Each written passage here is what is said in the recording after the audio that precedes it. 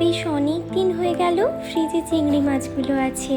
আর সেই যে মলে শপিং করতে গিয়েছিলাম, তখন তো একটা আমুল গোল্ডের দুধের প্যাকেট এনেছিলাম, সেও অনেক দিন হয়ে গেল, দুধটা খাওয়াই হচ্ছে না, ফ্রিজেই আছে।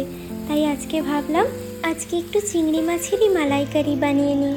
আর চিংড়ি মাছের মালাইকারি আমার ভীষণ প্রিয়, বিশেষ করে আমার মায়ের হাতের তৈরি চিংড়ি মাছের মালাইকারি। মা এত ভালো বানায় এই ডিশটা, আমার শুধু এইটাই হয়ে গেলে খাওয়া হয়ে যায় জানো। যেদিন মা মালাইকারি বানায় সেদিন আমি আর অন্য কিছু নিই না। আর আমি মায়ের কাছে গেলে মা চিংড়ি মাছের মালাইকারি বানাবেই, কারণ জানে তো মেয়ে কতটা খেতে ভালোবাসে। আর আমি আজকে চিংড়ি মাছের মালাইকারিটা না ভীষণ ইজি ওয়েতে বানিয়েছিলাম। প্রথমেই চিংড়ি মাছ আর আলুগুলোকে তেলে ভালো করে ভেজে তুলে রেখে দিয়েছি। যদিও মালাইকারিতে আলু দেওয়া হয় না, কিন্তু তবু আজকে একটু আলু আমি দিয়েছি জানো তো। আমার এই মালাইকারির আলু ভীষণ খেতে ভালো লাগে। আর তারপরে মিক্সির জারে পেঁয়াজ আদা রসুন বাটা, আর আমার কাছে না টমেটোটা একদম ছিল না, সেই জন্য ওইটার মধ্যেই একেবারে টমেটো সস আর একটু চিলি সস সব কিছু দিয়েই একেবারে গ্রাইন্ড করে নিয়েছিলাম।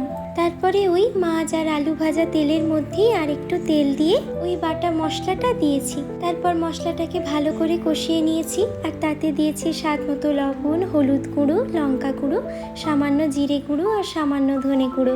সবগুলো দিয়ে ভালোভাবে কষিয়ে নেওয়ার পরে 1 কাপ মতো দুধ দিয়েছি।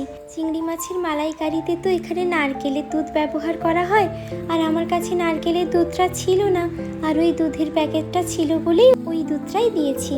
আর সঙ্গে আর একটু গুঁড়ো দুধ দিয়েছি। আর জানো তো এবারে গুঁড়ো দুধটা না আর জলে গুলিয়ে দিইনি, ওতেই একেবারে দিয়েছিলাম। তারপর ভালোভাবে মিশিয়ে নিয়েছি।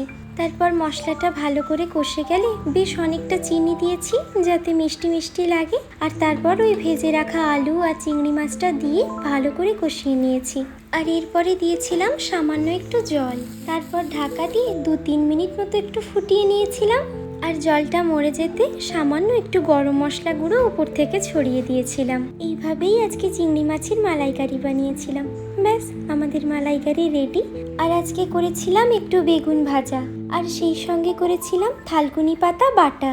থালকুনি পাতাগুলোকে আগে ভালো করে ধুয়ে নিয়ে বেটে একটা কড়াইয়ের মধ্যে সর্ষের তেল আর গোটা জিরে ফোড়নে দিয়ে তারপর ওর মধ্যে ওই পাতা বাটাটা দিয়েছিলাম। এরপর থালকুনি পাতার পুরো রসটাকে ভালো করে মেরে দিয়েছি।